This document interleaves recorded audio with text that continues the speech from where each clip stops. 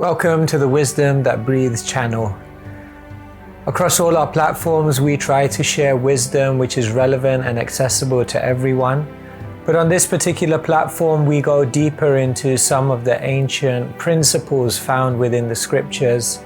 If you find some of the terminology difficult or inaccessible, then go over to our Keshava Swami YouTube channel where you'll be able to find other content which is perhaps more relatable. Thank you and enjoy the wisdom that breathes. Yeah, it's always beautiful to see the energy here in Coventry. I'm so happy to be here with you. I actually reached out to Vidura Prabhu because I just wanted to get your association. So I'm here on ulterior motives. It's not pure devotional service, but very happy to be with you. Om Ajnanatimidandhasya Jnananjanashalakaya Chakshurunmilitam Yena Tasmai Shri Gurave Namaha Mukham Karoti Vachalam Bhangam Langhayate Girim Yat Kripatamaham Vande Shri Gurum Dinatarinam Paramananda Madhavam Shri Chaitanya Ishwaram Vancha kalpatarubhyascha kripa sindhubhyeva cha patitanam pavanebhyo vaishnavebhyo namo namaha. Shri Krishna Chaitanya Prabhu Nityananda Shri Advaita Gadadhara Shri Vasadi Gaura Bhakta-vrinda. Hare Krishna Krishna Krishna Hare Hare Hare Rama Rama Rama Hare Hare. Shri Prabhupada ki Jai. This evening I'll share some thoughts with you and then I'll open it up to see what questions and answers you may want to ask or what reflections you may have. Today we're talking about a very important topic, how to go deep in Krishna consciousness. Before I got initiated, my name was Sandeep. And of course, in Sanskrit, sun, when it's a prefix like Sankirtan or Sangha, sang comes from the Sanskrit word samyak, which means complete. So, completely deep. Or actually deep in this sense related to Diwali. Deepavali means light, so it means also complete illumination. So that was a nice name to have. Of course I didn't live up to it. Still trying. But going deep in Krishna consciousness is actually what we're here for. Srila Prabhupada was not superficial. Srila Prabhupada was not ritualistic. Srila Prabhupada didn't come here to reinforce people's materialistic ideas of religion. Give me a house by the sea, a color TV, a 50 million gigabyte MP3, Jaya Jagadisha Hare. No, Srila Prabhupada was not into that kind of materially motivated religion. Dharma, projita, keita ho, draparamo. Nirmat Saranam Satam. Srila Prabhupada was delivering the pure Bhagavatam, which means to go to the depths of this spiritual tradition and find Krishna.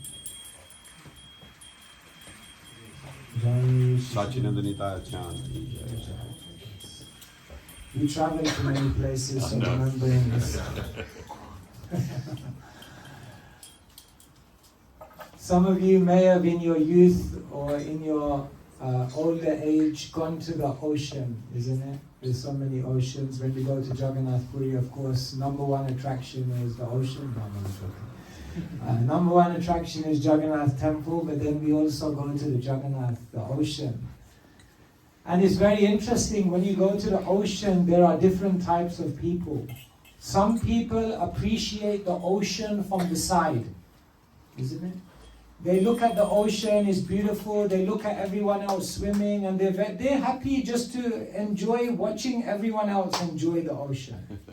So some people are just on the side of the ocean. Then some people, they go to the edge of the ocean. and they just dip their feet in, isn't it? Little bit. The Masis, they usually do this. They don't go for a full swim, but they dip a little bit of, So some people just dip their feet in. And then some people, they go right into the middle of the ocean and they swim on the ocean bed, surrounded by the water. And then there are those who go into the ocean and who go deep and who dive and who find some mysteries on the ocean bed. Did you know Krishna consciousness is like an ocean? Some people, their whole life, they are seeing Krishna consciousness, but seeing it as an observer. They're standing on the side, looking at all the other devotees dancing, looking at all the devotees chanting, looking at all the devotees making vows, but they don't do it themselves. But they like to see everyone else do it. That's very nice. And then there are some who dip in. One round here, one round there. Sometimes here, sometimes there. Kind of like coming in, but not really coming into Krishna consciousness. Have you ever noticed? Sometimes we are a little bit like that. The interesting thing is, there are some people who dive right into Krishna consciousness, but even though they're surrounded by Krishna consciousness, they are still on the surface. They haven't actually found Krishna. It's amazing that you can have an initiated name. You can chant 16 rounds every day. You may have even passed the Bhakti Shastri exam and been to Vrindavan. But that doesn't guarantee that you're going deep in Krishna consciousness. It requires more. And therefore there are a few devotees, isn't it? Krishna says in Bhagavad Gita, Manushyanam sahasreshu kashim yadati siddhaye yadadam api siddhanam kashim mam vedi paratvata. Krishna says, out of many, many thousands of people, one may begin this journey. And out of those that begin this journey, out of thousands like that, one may achieve some perfection. And out of thousands who have achieved perfection, maybe one will know me. So, if you thought the chances of winning the lottery were very small, this is even smaller. But all of you in the room have already defeated the odds because you're here. There are 7 billion people in this world, and not all of them know about Krishna. In fact, very few know about Krishna. So, now we've come to Krishna consciousness, we have to take full advantage. You see, Srila Prabhupada said, if you come to Krishna consciousness, you're fortunate. If you don't come to Krishna consciousness, you're unfortunate. But if you come to Krishna consciousness and you don't perfect it, you're most unfortunate. What can be more unfortunate than not coming to Krishna consciousness?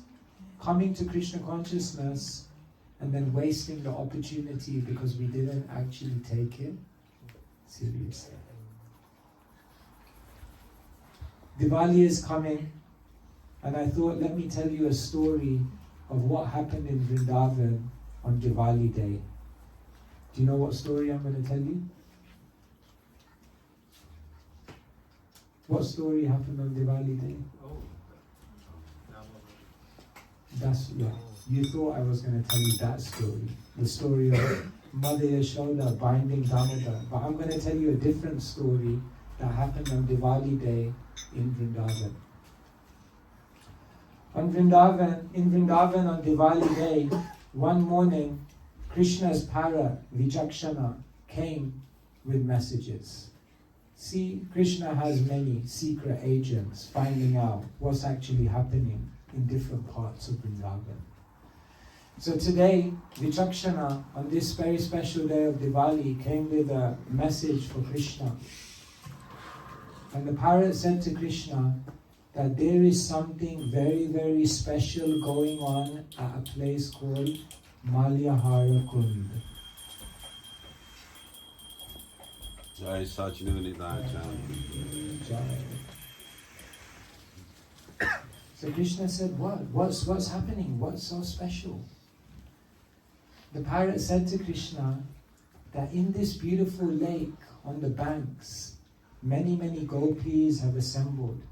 And what they're doing on this very auspicious morning of Diwali is that they are making many, many necklaces of pearls.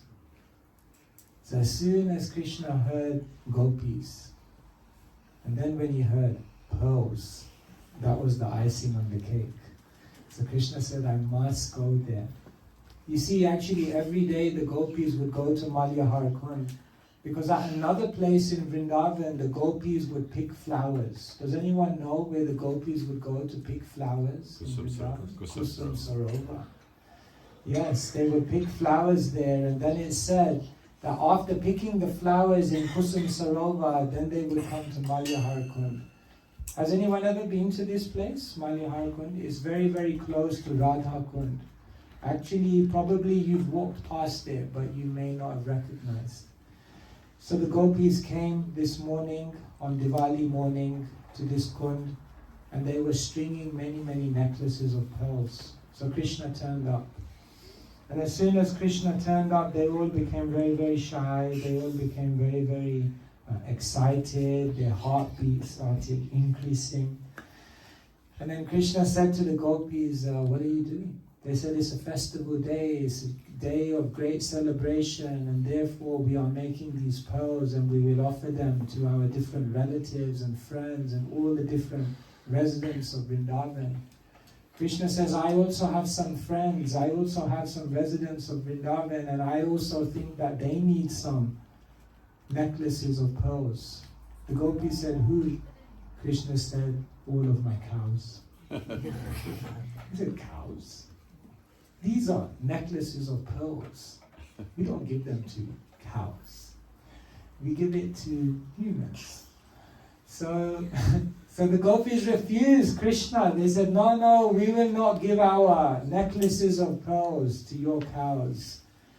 No, Krishna began begging, no, please, you have to, whatever we have, the cows must also have. Remember, Krishna didn't want to go out with shoes on, because he says, if my cows don't have shoes, then why should I wear shoes? So Krishna said, no, my cows must have, you please give.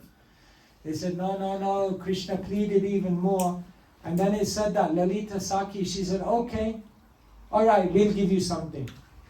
And so Lalita Sakhi, she went to a sack of pearls, and then she brought out one broken pearl. And she said, here you go. Be satisfied. Be happy. You got something. And Krishna, he became furious. So Krishna said, if you won't give me your pearls, then I'll make my own pearls. And that made the gopis laugh even more. Because they said, how are you going to make pearls? Krishna said, just watch. I am going to plant trees of pearls. And then they started laughing even more, because they said, pearls don't come from trees. Pearls come from the oysters. Krishna said, you just watch.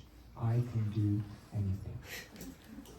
And so Krishna went back to Nanda Maharaj's courtyard, and he asked his mother and father for one pearl.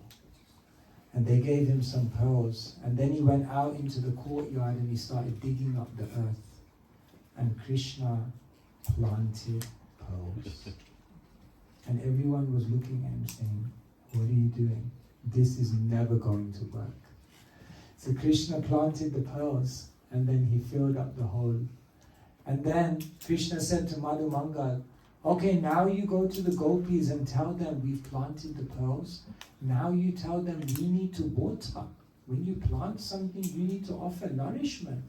So now go to the gopis and tell them they couldn't give us pearls, but at least they should give us some milk so that we can water the plants of pearls. So Madhu Mangal went back to Malyahara Kund. He told the gopis, we need some milk. You didn't give pearls, at least you should give milk. They started laughing even more.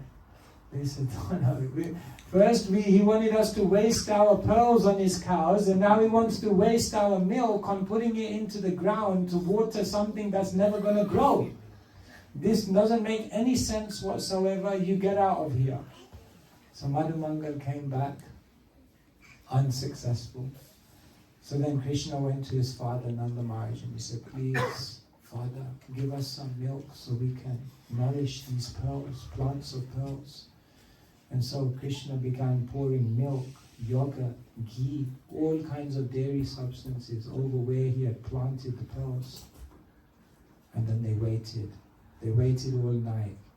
And in anticipation, Krishna then woke up the next morning, and lo and behold, a huge tree had come about with many, many pearls. And these pearls were all different colors. And these pearls were very, very special because it said that these pearls were so fragrant that from every single pearl, you could smell it from miles away.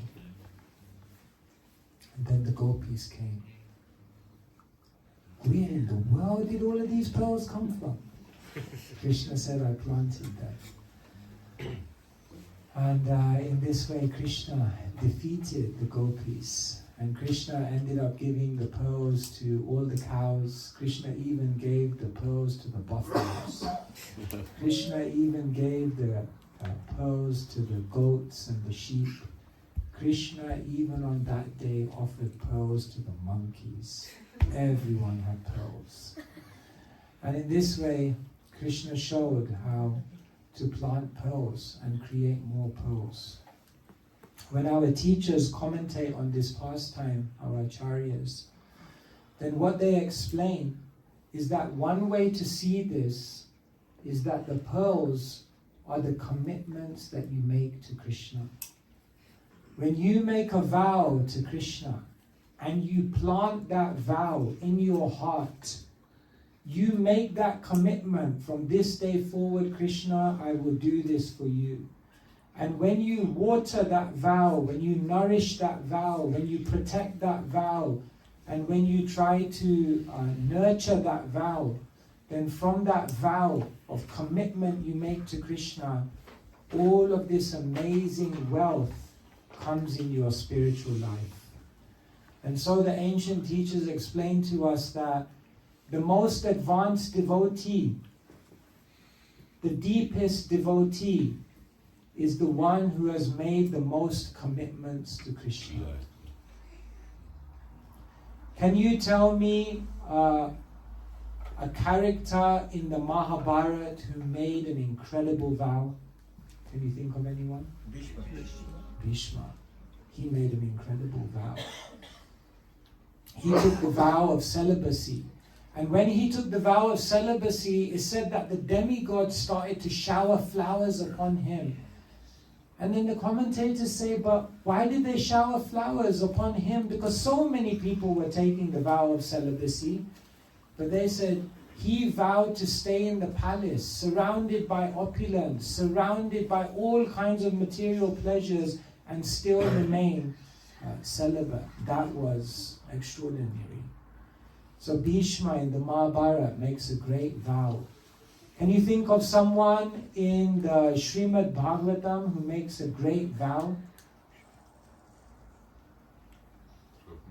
Dhruva Maharaj, he makes an incredible vow, isn't it? He goes to the forest, he goes to Madhuvan. If you go to Vrindavan today, you can go to Madhuvan. Madhuvan means the forest of honey or the forest of sweetness. But in the forest of honey, the forest of sweetness, Dhruva Maharaj was doing some heavy austerity. He went there and he was simply standing on one foot in complete meditation, chanting Om Namo Bhagavate Vasudevaya. So Dhruva Maharaj did this incredible austerity and this incredible vow. Can you think of someone in Chaitanya Mahaprabhu's pastimes who made an incredible vow? Anyone? Advaita Acharya. Advaita Acharya, what was his vow? to bring Krishna. Yes, he read a verse in the Gautamiya Tantra. Tulasi dalamatrena jalasya chulukainava vikrinite swamatmanam bhaktebhyo bhaktajana priya. He read a verse in the Gautamiya Tantra. If you offer Krishna some tulsi leaves and Ganga Jal, Krishna is conquered. And so he made this vow. And by his vow, the Supreme Lord appeared. Can you think of any one of our contemporary acharyas who made an incredible vow? Bhaktisiddhanta Saraswati Thakur. He made so many vows. One vow he made was to chant 1 billion names of Krishna. He said, before I go out and preach to the world, first I have to chant Nam 1 billion times. That's a lot. Took him 11 years. Took him 11 years. He stayed in seclusion in Mayapur Dham. And there, just using an umbrella when it would rain, with no dwelling. You know what he was doing at one point in the year? He was just eating once a day. And you know how he was eating? There was a mound of rice. And he would tie his hands behind the back. And he would go down 3 times, and however much he could catch in his mouth, that was his meal for the day. Don't try this at home. Very, very austere, very, very dedicated, very, very committed. Now we have to ask, what vow have I made for Krishna? What commitment have I made for Krishna? One who is constantly looking at Krishna, asking, what is the next commitment I can make towards you? What is the next vow I can dedicate towards you? Gradually, as you make more and more commitments to Krishna, what you will realize is there's no space in your life for anything else left. Then there will be no material thoughts. Then there will be no material desires. Then there will be no material concerns. One time, Srila Prabhupada said, I have no lust. And the devotee said, wow. Who can say that? I have no lust. And then later on, Prabhupada was walking and he said, actually, I have no time for lust. So of course, Prabhupada didn't have any lust, but he was teaching us how we can become free of lust. Will we ever be able to say, I don't have any lust? But we can create a life in which we've made so many commitments, so many vows to Krishna, that we could say, I don't have any time for lust. Maybe that is more practical. Maybe that is more achievable. Maybe that is more attainable. Because will we ever be pure? It's tough. It's difficult. But what we can try to do is fill our life with Krishna more and more and more. In the beginning, we thought Krishna was like a nice person who would come into our house and, reside in one part of the house and, have a nice little room there. Little did we know that Krishna would come into our house, break the whole thing down, and create it how he wanted it. I sometimes say the devotees of Krishna are like agents of Vamandev. Because Vamandev came to Bali and all he said was, only 3 steps. Only 3 steps. Why don't you want more?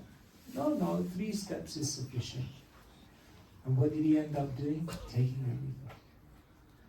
So Krishna comes into our life, and then we have to open the door to let Krishna take it over. And the way we open the door of our heart is by making more and more commitments to Krishna. So the most advanced devotee is the one who has learned to fill their life with Krishna everywhere. Yena dena prakarena mana Krishna niveshayet. This way, that way, somehow or other, they've always in every direction, learn to fix their mind on Krishna. Now you may be saying, how do I make greater commitments? How do I increase my intensity? What do I do to go deeper? How can I show my extra commitment to Krishna? And I basically say there are 4 broad ways in which you can increase your intensity of devotional service to Krishna. The first way is increase the quantity of devotional service. Just do more. Give more of your free time. Give more of your talents. Give more of your energy. Give more of your money. Once a priest, he came in front of the congregation and he said, we need to build a new church. There's good news and bad news. $50 million are there. The bad news is, it's still in your pocket. You must be give. You must be generous. It's interesting, the Bhagavatam says money.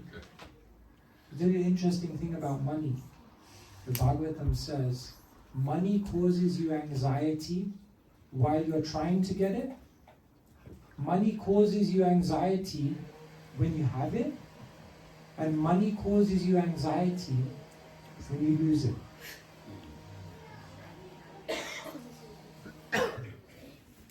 So better give it to Krishna. Chintam parimeyam cha pralayantam upashrita kam upabhoga parama etavad nishchita. Krishna says in Bhagavad Gita, if one's desires are endless, then chintam parimeyam cha, the anxieties will be endless. Give to Krishna. Don't be shy. Don't be reserved. Krishna will always reciprocate. So the first way in which you can increase your commitment to Krishna is quantity. Just do more. But then someone may look at their life and say, but I don't have any more money. I don't have any more time.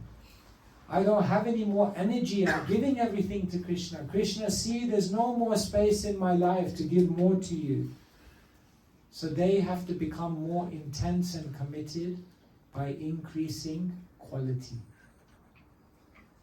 See, you may say, I don't have any time. One Kartik, I came in front of Krishna. I said, Krishna, I want to increase my rounds in Kartik, but you look at my diary. I showed my diary to Krishna. I said, Krishna, you see, I don't have any time. Krishna inspired me and said, okay, this Kartik, don't chant extra rounds, but chant all of your 16 rounds in one go. Wow. Sitting down with eyes closed, without being disturbed by anyone or anything. I said, Krishna, that's a hard one.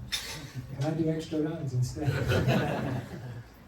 That Kartik, I didn't chant extra rounds, but I just tried to chant all my 16 rounds in one go. And I tell you what, it was amazing. Because in that Kartik I realized we can increase our commitment to Krishna by just doing what we're doing, but doing it with more quality. Shall I tell you another way you can increase your devotional service to Krishna, your commitment to Krishna? You may say, I can't increase the quantity, I can't increase the quality, but maybe you can increase the difficulty. Can you take up a service that's more difficult? Can you take up a service for Krishna that requires more sacrifice? Can you take up a service for Krishna that requires you to come out of the comfort zone? Can you take on a service that requires you to undergo some difficulty so that it will help someone else or it will help in Krishna's mission? That everyone can do. Srila Prabhupada was always looking for the next difficult thing that he can do for Krishna, because he knew where one takes difficulty for Krishna, then Krishna becomes very, very active. Krishna becomes very, very attentive. Krishna says, oh, here is someone who is not just looking for a comfortable life, but here is someone who wants a life in which they will be able to find me. So increase your difficulty. And one final way, you can increase the quantity of devotional service, you can increase the quality of devotional service, you can increase the difficulty of devotional service, and the other thing you can do is increase your responsibility in devotional service. And what I mean by that is don't just look out for your own Krishna consciousness. Take responsibility for helping other people come closer to Krishna. When Lord Shiva saw that out of the milk ocean all of this poison had come, which was threatening the whole universe, then what did Lord Shiva do? He drank it. And therefore his throat became Nila. And therefore, there is a very, very famous verse in glorification of Lord Shiva in the Bhagavatam. Paramaradhanam tadhi purushasya kilatmanaha. The Param Aradhanam, the highest way to worship Krishna, is by voluntarily taking suffering. Tapyante lokatapena sadhavo prayasojana paramaradhanam tadhi purushasya kilatmanaha. This is how the Bhagavatam glorifies Lord Shiva. Tapyante lokatapena. If you ever find a person who takes on suffering, tapa, in order to relieve other people from suffering, param aradhanam tadhi. You have to understand that this person is worshipping Krishna in the highest way. There's no higher way to worship Krishna than to take responsibility for guiding, helping, assisting, supporting, inspiring, encouraging, infusing other people to come closer to Krishna. And if one dedicates their life to that, Krishna says, Nachitasman, Manusheshu, Kashkin me priyakritama. You become so dear to Krishna if you take responsibility for other people's spiritual journeys. If it's just I, me, and mine, then life becomes very, very boring. But when we take responsibility to compassionately try and help others, then life becomes very, very magical and beautiful. So here we are today talking about going deep in Krishna consciousness. And the only way you can go deep into that ocean is if you keep making more and more commitments to Krishna. You see, we are trying to step from the material world into the spiritual world. If I ask you, do you want to go to the spiritual world? I'm sure everyone will say yes. So when you step, have you noticed how we step? When we step, in the beginning, all of the weight is on the back foot, isn't it? And then when you want to step forward, then you just touch the foot here. So for most of us, we're trying to go from the material world to the spiritual world, but all our commitment, all our attention, all our day-to-day energy is still resting on the material side. So what our scriptures are telling us is now put more weight on the spiritual side. Make more commitment to Krishna, more quantity, more quality, more difficulty, more responsibility. And have you noticed when you step and you put more weight on the front foot, then what happens here? The weight comes off. And naturally you become less and less concerned with the back foot.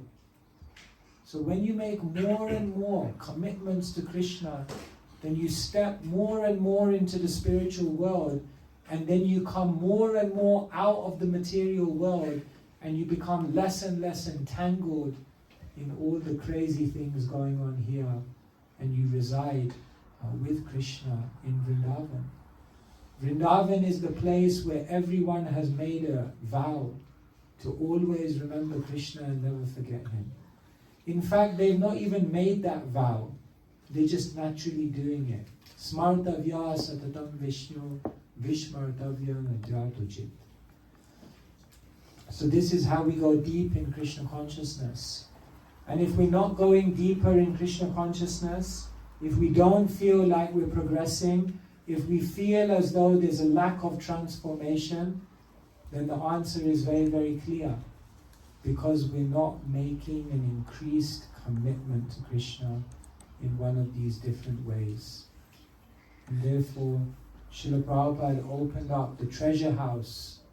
Golokera Prema Dhan, Harinam Sankirtan. It's all here. The treasure has arrived. But who will open it up? Who will take advantage? That depends upon how much commitment we make to Krishna. Hare Krishna.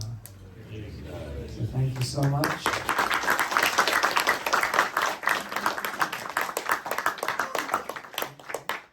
Do we have time for any questions? Yes, yes. Okay, if there are any questions or corrections or comments or complaints, then I'm happy to take. If anyone would like to, ask anything, yes. Wait for the mic. The mic. Please go first. Yeah. Thank you so much for the wonderful lecture. So you mentioned like different points, right, regarding on how you can increase your commitment, and one being the last point of sharing responsibility. So regarding that, I was just curious. Taking responsibility, sharing Krishna consciousness. So, regarding that, I wanted to know because there's a fine boundary between obviously nourishing yourself and then sharing also, because it's difficult to share something you might not be doing, and in that sense there might be an element of hypocrisy. So in that case, how do you avoid that? Becoming Krishna consciousness and sharing Krishna consciousness go hand in hand. You breathe in and then you breathe out. You don't just say, for the first 20 years of my life I'll breathe in, and then once I've breathed in enough, then I'll breathe out. No, it's going on constantly. You breathe in, you breathe out. You breathe in, you breathe out. So therefore, from day one in the Krishna consciousness movement, Srila Prabhupada taught us, you must share. And sharing Krishna consciousness means it can be anything as small as giving someone prasadam. It can be anything as small as saying something inspiring to someone. It can be something as small as giving someone a book. There's so many ways on a day-to-day way, that you can share Krishna consciousness. And by doing that, you will nourish your own Krishna consciousness at the same time. In giving, you actually become a receiver. So, as you breathe in and you invest in your own spiritual life, and then you go out, you can affect people more. And as you go out and help people, when you come back to put your hand in your bead bag, you'll be able to go deeper into the holy name because you've pleased Krishna. And when you go deeper into the holy name and you go out, you'll be able to touch someone's heart in a deeper way. And then when you come back and chant, you'll come with even more currency to go deeper. And therefore the wise people, they understand that if I live a dynamic life of always sharing, always giving, then my own Krishna consciousness goes deeper. Does that make sense? Can I ask a follow-up question to that? Yeah. So, now basically also another thing I was thinking regarding sharing Krishna consciousness, because obviously there are rules and regulations. One of them, you recite in the morning, right? It's an To give to the faithless people. Yeah, so in that case, where we decide a boundary, because obviously it's difficult to categorize who is faithful and faithless. People are generally in between, and sometimes you feel like you're trying to be too persistent. So when do you decide, okay, I've tried and it's just not bringing it. I would rather invest my energy in someone else. So how do you decide that boundary? When Srila Prabhupada talks about not preaching the glories of the holy name to the faithless persons, he talks about not agitating those who are clearly expressing some animosity. They are envious, they are against us. By interfacing with them, you will make them more implicated by them doing and saying offensive things. So, Srila Prabhupada, the Acharyas tell us that don't disturb them. But there are many people who are faithless, who are just innocent, who just don't know, who have never had the opportunity to come across it. So what do? We give everyone a chance. And when we see that someone is aggressive or someone is offensive, then we don't implicate them further. We just go somewhere else. Now, how do you draw the line when someone is taking it up or not taking it up? That you have to see. You give everyone a chance, and then ultimately you can take the horse to water, but you can't make it drink. So once you've done your bit, once you've given them an opportunity, then even Krishna says to Arjuna, Yata icha tatha kuru. Now I've given you all the knowledge. Now you do what you want to do. So even Krishna knew at one point, I have to step away, and Arjuna has to make the decision. So all your duty is to give everyone a chance. And then after that, it's up to them. Make sense? Yeah, in the back. Just wait for the mic. My question is about the levels of devotional service, because in this age of Kali, You press the button to put the mic on. The button there. The lights on. The green light will come on. it's about devotional service and how in this age of Kali we chant His name, we perform devotional service, we read stories of Krishna. I'm wondering about the earlier Yuga cycles like Dwapara and Treta, and because they lived longer, what were the austerities that they had to do back then? Because they lived longer, so what were the... Thank you, nice question. So the Bhagavatam explains, Kriteya Dhyato Vishnum Tretayam Yajato Mukhe Dvapare Paricharyayam Kalauta Harikirtanat. In Satya, the process was dhyan. They meditated for 10,000 years. Tretayam Yajato Mukhe. In the next cosmic age, Treta Yuga, they used to do yagyas, like fire sacrifices. They used to have like football stadiums, where they would do like mass fire sacrifices to worship and glorify and offer oblations to the Supreme Lord. The fire is considered the mouth of Vishnu. And so they would offer all these, you've seen in an initiation or something like that. Dwapare Paricharyayam. In Dwapara Yuga, they would worship the deities. And that would be the main process, the main way in which they would connect to the Supreme. Kalautad Harikirtanat. And in Kali Yuga, the main thing to do is chant the holy name of Krishna. So in every age, there's a prescribed process, and that process matches the qualification of the people of that time. So in Kali Yuga, because basically, we don't have much qualification. The process given is very accessible, very powerful, very effective and efficient. And there are no hard and fast rules. Is that okay? Thank you so much. Hare Krishna Maharaj.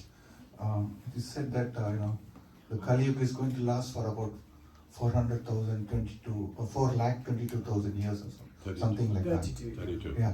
So already only 5,000 has passed. So it's at least like more 400,000 years. But what we see now is, I take two cases, both spiritual and material. Spiritually, we see that it's degrading. The present day, we see like Hiranyakashipus who are 1,000 times worse than the Hiranyakashipu, the father of Prahalad. It's so bad. And Materially also, we find that the earth is being polluted beyond limits. We find that so many species of animals have become extinct. I find that there are only about 100 tigers or 200 tigers in the world. All species are getting extinct. And now, going this way, even Stephen Hawking says, the earth will not be able to sustain for more than, earth may be there, Okay, but so you're human saying life is I understand. So 200 you're saying years there's old. degradation, and how do we see that degradation? So Bhaktivinoda Thakur explains in Navadip Dham Mahatmya, he says that after Chaitanya Mahaprabhu comes to the world 500 years ago, even though the general trajectory of Kali Yuga is towards degradation, he says in the next 10,000 years we will see a mini Satya Yuga within Kali Yuga. So although you think it's getting bad, actually overall, if you look at the trajectory of the next 10,000 years, it will actually get better because of the spreading of the Sankirtan movement. But then after that time, the full effect of Kali Yuga will kick in. So as they say in colloquial English, you ain't seen nothing yet. It's coming. The worst is yet to come. It's already bad. People have no value for human life. People create conflict over such trivial things.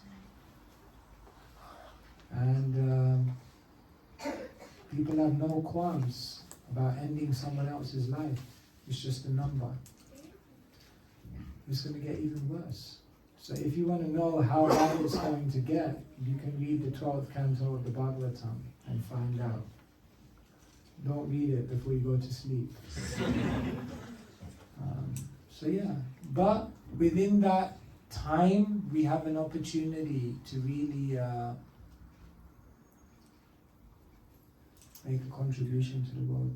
I say opportunity, what I really mean is we have a responsibility. Yeah.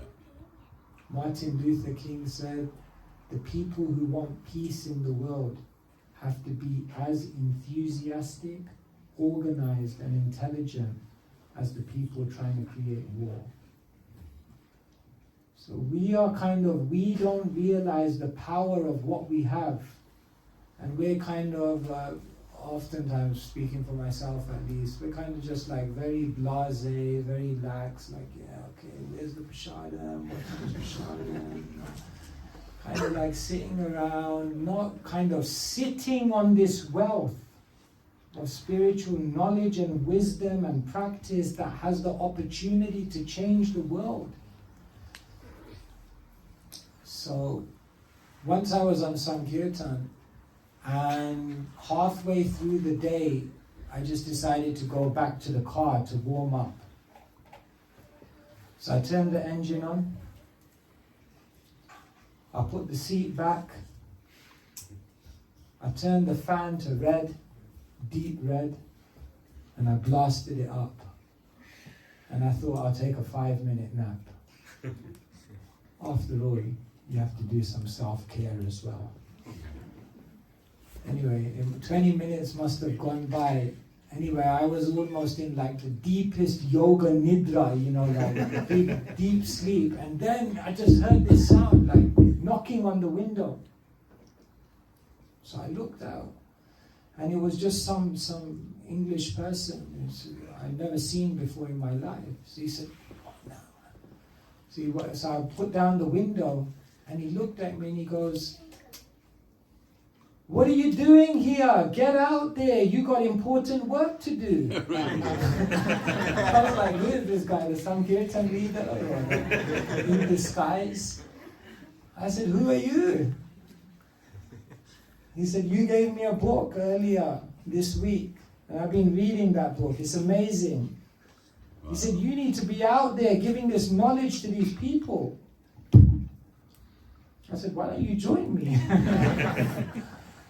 That was interesting. Krishna reminded us, no time to waste, no time to space out. The world is just turn on the TV and see the crazy things going on. We really need the people who have the answers to go out there and share. So we should just not be like these Kali cautious. You know, sometimes devotees, they just get together in the temples and they're like, Prabhu, it's getting bad, you know, Kali Yuga is terrible, you know what I mean? Did you hear what happened? Oh my God, it's terrible, it's terrible. And the whole afternoon goes in Kali Yuga Katha. While we could have actually just been out there doing something to help the world. So, it's interesting, Prabhupada was once on a morning walk, and Vidayananda Maharaj, he wanted to show Srila Prabhupada how degraded Kali Yuga was. So he said to Prabhupada, Prabhupada, I read in the newspaper yesterday that there's a Christian monastery and there's monks in this Christian monastery, and you know, they're praying all day, such saintly people, and the government wants to close them down. So he wanted to show Prabhupada how degraded Kali Yuga is. Prabhupada said, they should be shut down. So Prabhupada said, why are they praying all day? They should go out there in the world and do something practical to help. That was an interesting perspective. Prabhupada was not of the mentality that we just sit around and pray all day. Of course, we must pray, we must sing, we must be connected to Krishna. We can't take the world to a higher place than what we've reached. But we must go out. We have a duty, we have a responsibility, we have an opportunity. So let us do something.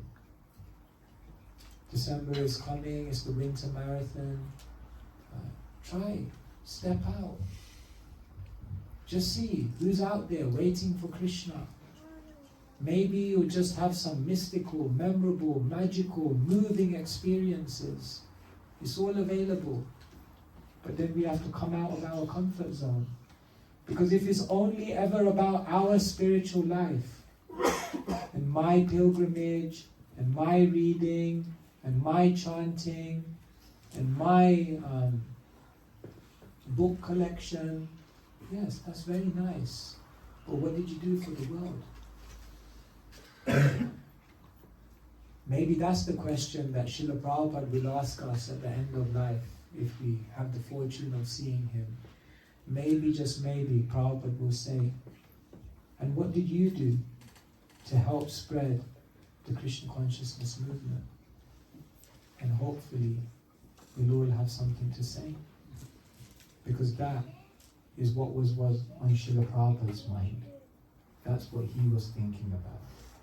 How to share Krishna consciousness.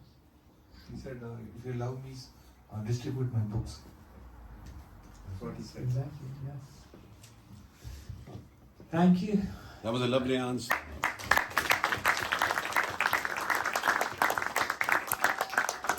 You said it. So obviously as devotees we're always trying to aim for whatever the maximum standard of Krishna consciousness that we need to get to in this birth. I know we're not supposed to want to go back to Godhead, but devotees do. And like, especially if we want to go and associate with the Lord, engage in his pastimes and all that kind of stuff.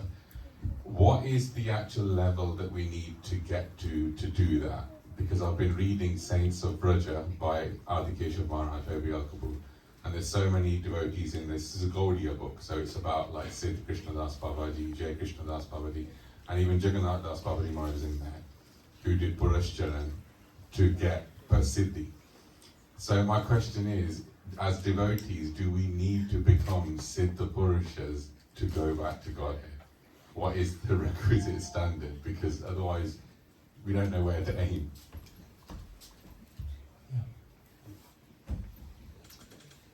We can say there is a basic standard to enter the spiritual world, and then there are more subtleties according to where in the spiritual world you want to be and what that requires. The basic standard is Atmendriya Priti Vancha Tare Bolikam, Krishnendriya Priti Icha Dhare Prema Nam. That the basic standard is that one's life must be a life of love. One must have purified their heart to the extent that they are only trying to please Krishna's senses, Krishna Indriya. They must have come to the point of Anya, Abhilashita, Shunyam. All other desires, zero. That is the basic standard of prema. While there is a tinge of material desire, in Madhurya Kadambini, Vishwanath Chakravarti Thakur is explaining the annihilation of anarthas and how that takes place. And he explains that even up to the stage of bhava, there is some remnants of anartha. But in prema, all of that disappears. So we can say the qualification to enter the spiritual world is nothing less than prema. But then the Goswamis go on to explain that prema also has different, what can we say, flavors. There is prema which is mixed with awe and reverence. And then there is prema which is raga nuga, completely free of the, not weakened by that sense of Krishna's majesty. That type of prema, the spontaneous type of prema, the type of prema where one sees that one doesn't see Krishna as God, one just sees Krishna as the most charming, charismatic, beautiful and endearing personality in the universe. That type of prema will take you to the inner chambers of Vaikuntha, which is the playground of God, Vrindavan. So first in our spiritual life, the first thing we're seeking is purity. And then later on, according to the teachers who Srila Prabhupada has given us access to, we're trying to learn spontaneity. But we begin by pursuing purity, and on that journey, our deep aspiration is to develop spontaneity. And what does it take to do all of these things? One is going to have to make a very, very special effort. If you want to achieve what other people don't achieve, you have to be ready to do what other people wouldn't do. And so you can't just kind of coast it back to Godhead. You can't just think it's somehow just going to happen magically. We have to make a concerted effort. We have to become desperate. Krishna bhakti rasa bhavitam ati kriyatam yadi kutopi labhyate tatra laulyam api mulyam ekalam janma koti sukratena labhyate. If you want to know where Srila Prabhupada got the term Krishna consciousness from, is from this verse by Rupa Goswami. Krishna bhakti rasa bhavitamati. That, translated into English, is Krishna consciousness.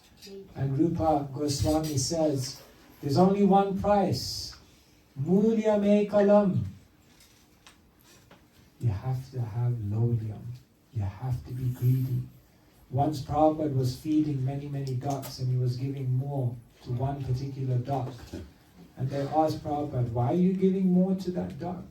Prabhupada said, because he's quacking the loudest. So you have to become greedy. You have to become greedy for service.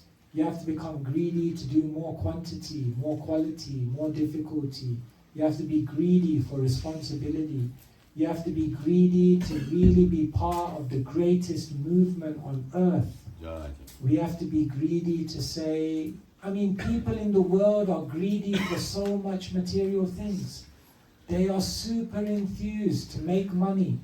They're super enthused to do whatever it takes to fulfill their material aspirations. People will stay in their office till 1 o'clock in the morning, work 70, 80-hour weeks, forego even seeing their own family, destroy their health, just so they can make a buck.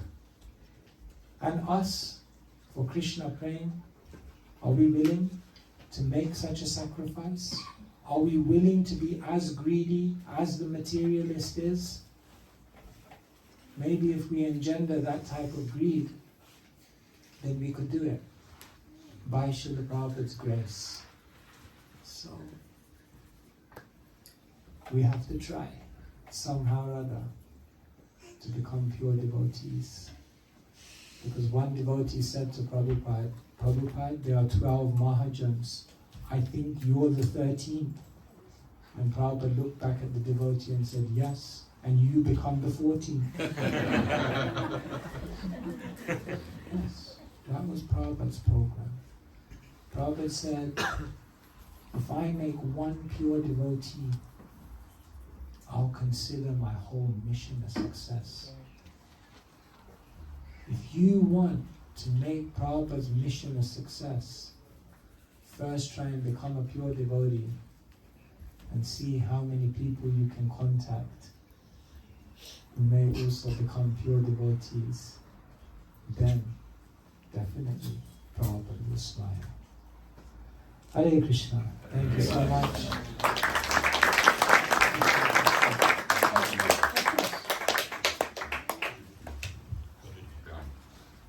Jai. Now Haridas will correct all my mistakes and give us the proper Siddhanta and Tattva. Thank you so much. Somebody's in the dark, how can they show light? So Maharaj, today, we're celebrating, Kartik and Damodar Ashtakam. And this is battery.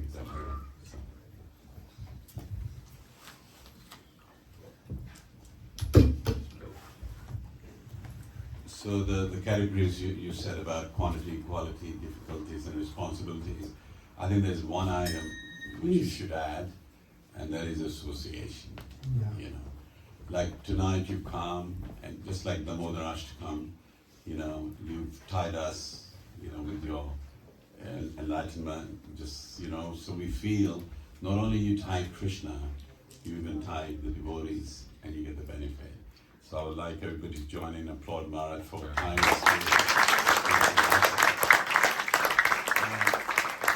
just a little, from my perspective, Chaitanya Charitamrita, Maharaj, you're expert how to read it. You shown the guide. I like it very much. They said Krishna brought the treasure of love, but the chest was locked. Yes. But then Gaunitai came and they broke it, and they're giving it to everyone. So I would say that to devotees, you can focus on your sadhana, your commitment, all these things. It's important. But please take shelter of Gaunitai. Because like if a river is dried, you can't swim in it. You can make all the efforts you can. But when the flood is there, you just jump in and the water takes you. So in my observation, I've seen when you surrender to Gaunitai, they'll give you Radha Krishna. Because if you aim for Radha Krishna on your own effort, you'll miss it. Because other yugas tried that. But this one is special. Even just before Chaitanya Mahaprabhu came, this opportunity wasn't there. It's only when Advaitacharya brought Gaunitai. After this, we're all fortunate that you make commitment to jump into the river of Gaunitai's Vani, Chaitanya Charitamrita. I find you don't have to do much, the water is carrying you. And don't come out of it, drown in it. So when I hear a lot of people are making effort, it means they're not surrendering to Gaunitai's lotus feet. Mercy flow. Yes. And Prabhupada gave us that treasure as well. So I think if you have full faith in Srila Prabhupada and Gaunitai, you will get Radha Krishna. And the rasa which comes from there, you can't imagine it. They just present it to you, just like Krishna, it's sort of the pearls, and better pearls came out. So Krishna consciousness is like that. You might read about it. The reading is summary. Then the realizations which come, there's the depth, that's the deep. You realize something and your perspective will be different to someone else in the same room, and their perspective will be different. It's unique to them. And I think we should be proud of our realizations. We shouldn't be stereotyped with others thinking, I think my realization is rubbish. No. Whatever you realize, like when we feast, the cooks cook it, they don't tell you taste it like that. Somebody sitting next to you will say, well, that halwa was nice, the rice was nice, whatever, and it's good. That's their unique experience. So even in Krishna consciousness, please don't look for stereotypes. And when you keep looking at others developing, you forget your own rasa, your own realizations. So you must sit down and value what you're getting from Guru Nitai, what you're getting from Srila Prabhupada, and be inspired by others, but do your Krishna consciousness. It'll be unique to you and be proud of that. And you'll be able to help others because now you have nishtha, that this thing works. Every day is a newer experience and you share it with others. But it's not the others are wrong and yours is realization are the best. No, you're just sharing yours and then others can select and be inspired. You have to inspire others to also swim in this river. So I really focus on both my personal trying for purity plus realizations, because this Krishna consciousness, as you said, is dynamic. Breathing in, breathe out gives you life.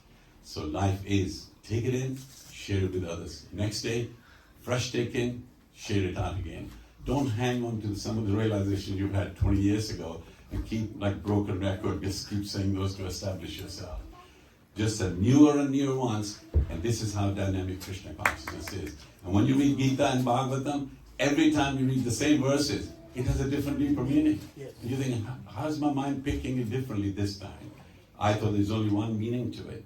It's because you realize every word, all this abhi, whatever they mean, just like Chaitanya Mahaprabhu did that. So I would encourage devotees that please, please, please make a unique effort, because you're individuals, Krishna consciousness is like a river. You go into it and please share what you're experiencing. You will see you'll be contributing to the movement, you'll be contributing to the world, because you have nishtha now, this Krishna conscious works. And everywhere is kingdom of Krishna. Even in hell, it belongs to Krishna. And when we realize there's no place without Krishna, Krishna is everywhere, all this Kali Yuga just disappears from you. Although it's raining, but you got the umbrella, it's not making you wet. So then you won't become negative. But you're not surrendering to Krishna, and that's why the rain seems, terrible, that you're going to drown like that. So please, Prabhus, focus on Krishna's lotus feet, go Nitai, Srila Prabhupada in the books, you become optimistic. Even though the bombs are going around you, you realize this is Krishna's kingdom. And those others are without protection, but I'm being protected. I'm just summarizing the mood I've had, and I realize your experience is unique to you. Please don't be ashamed of them. And keep doing and keep associating. You will find every day is freshness rather than the old record going again and again. And you never get bored, So excuse me if I said too much.